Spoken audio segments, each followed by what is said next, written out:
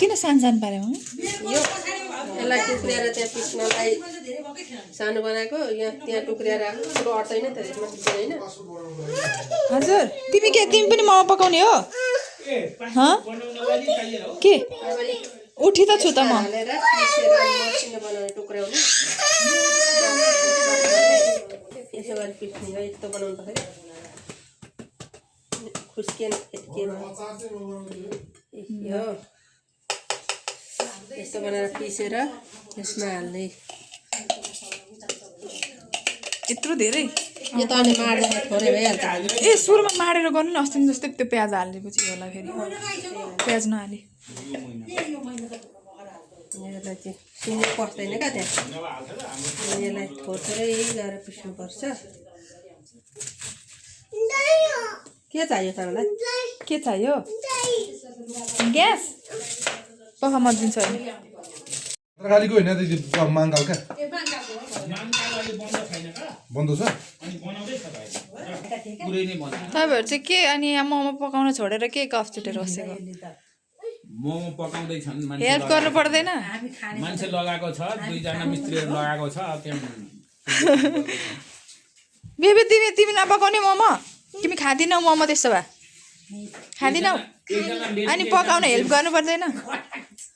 एकजना लेडिज एकजना जेन्ट्स खटाएको छ 800 रुपियाँको लेडिजलाई जेलाको 1000 रुपियाँ जेन्ट्सलाई दिएको जेला पनि तोकेर तिमीले के पकाएको अब त्यहाँ के हो चाख्दै के पकाएको के हो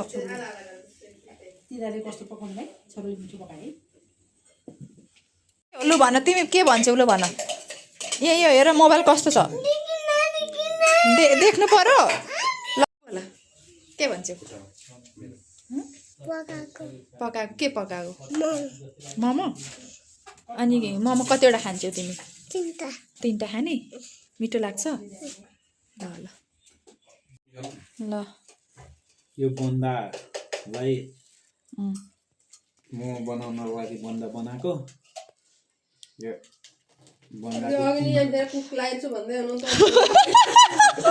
बन्दाको किमाको लागि तयार गरेको आफै नलाइकन कुक यहाँ उभिरहेको त यहाँनिर साउ चाहिँ फेरि के हो यस्तो भर्खरको भर्खर बोलेको मान्छे आफै नलाइकन किमा तयार नहुने भएकाले म यहाँ बन्दाको किमा तयार गर्दैछु के बनाउँदै हुन्छ अब यो मैदाको डो बनाउँदै अनि उता भ्याएर आइसक्नु हो सबै एक्लैले गर्ने हुनुभयो अब चाहिँ तयार गरियो मान्छे खोजेको मान्छेले खासै हो त हाँसिरहेको छ मान्छे एउटा पैसा मात्रै खेर भयो एउटालाई 800 एउटालाई 1000 दिएको थियो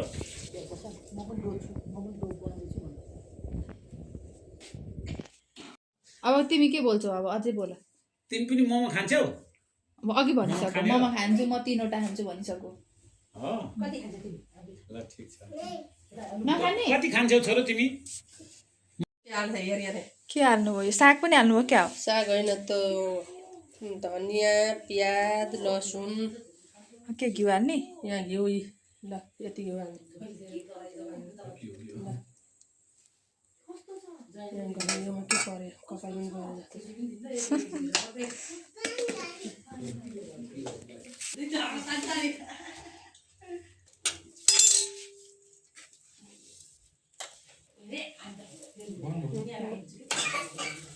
मोमोको भाँडा पनि निकालेर ल्याएर राख्नु पर्यो यता भुट्नु पर्यो यो भटमास बदम प्याज लसुन अचारलाई त्यति हाल्ने हो के भन्छ अरे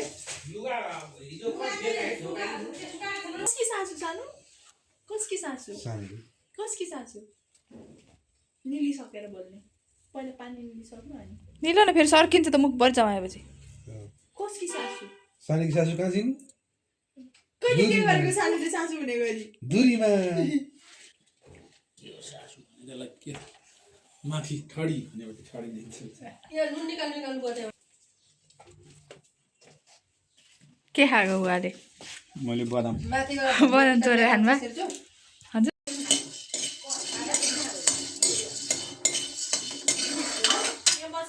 भिडियो खिच्नै पाएन अचल धनियाँ के काटेको धनियाँ यो सबै हालिसकेको छ अब टमाटरको अचार बनाउँदै अदुवा प्याज डढो कि क्या हो है? प्याज अलिअलि डढाएर डढाउन खोज्छ। रातो बनाएको डढा खाने यो रातो खोर्सानी डढा जस्तो लागेपछि भिडियो बनाऊँ क्या हो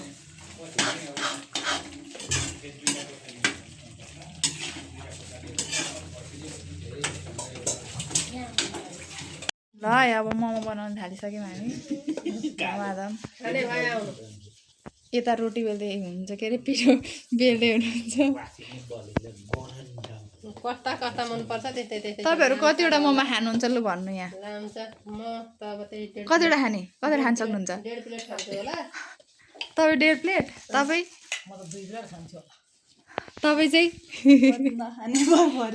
एउटै नखाने हो बुवा कति खाने म 3 प्लेट साने तिमी कति खाने कति मोमो कति खाने अघि 3 भनिसकेको छ उसले है अब हेरौँ अहिले कति कति खानुहुँदो रहेछ है त पाकिसकेपछि मोमो च्यालेन्ज गर्ने क्या अब यो मोमोमा हो यसरी तिमी सरले पिठो यसो गरिदिन्छु के मामु ए मामु यहाँ आइज यहाँ एकछिनमा यहाँ ए डल्लै पार्नुभयो राम्रो त देखिँदैन तर खाँदा चाहिँ ऊ हुन्छ मामा के त्यसमा काँचो रहन्छ कि जस्तो लाग्छ अब बुबु ल्याऊ बुबु खाने हो नचलाउनु न ज्ञानी भएर बसिरहेको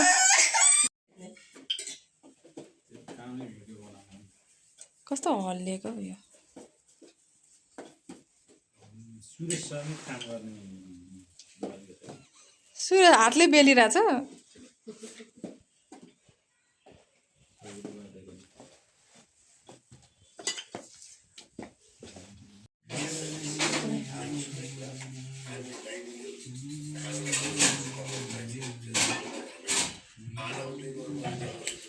बस्नु बस्नु यता अहिले पर्सर त्यो सिर्जु त्यहाँ भुइँमा किन बस्नु भएको यता बस्नु मम्मीसँगै बस्ने भन्नुभएको होला यता बस्नु भन्छ यता सुरेश उठ गर्नु ईश्वर दाईको पनि खिचिदिनु पऱ्यो नि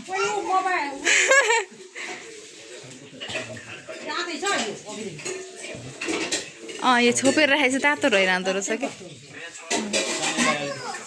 तातो छैन छौ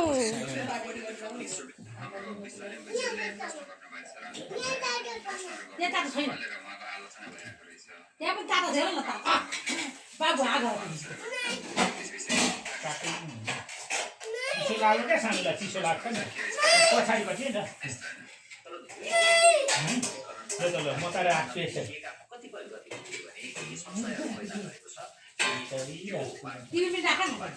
चिन्छु ल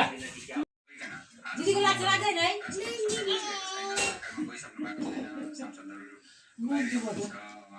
लाग्छ लाग्छ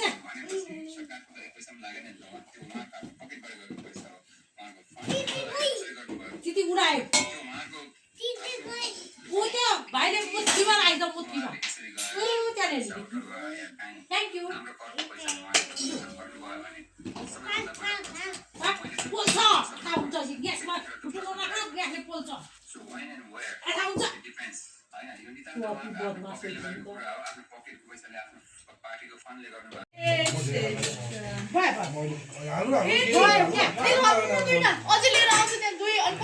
कस्तो छ मोमो छ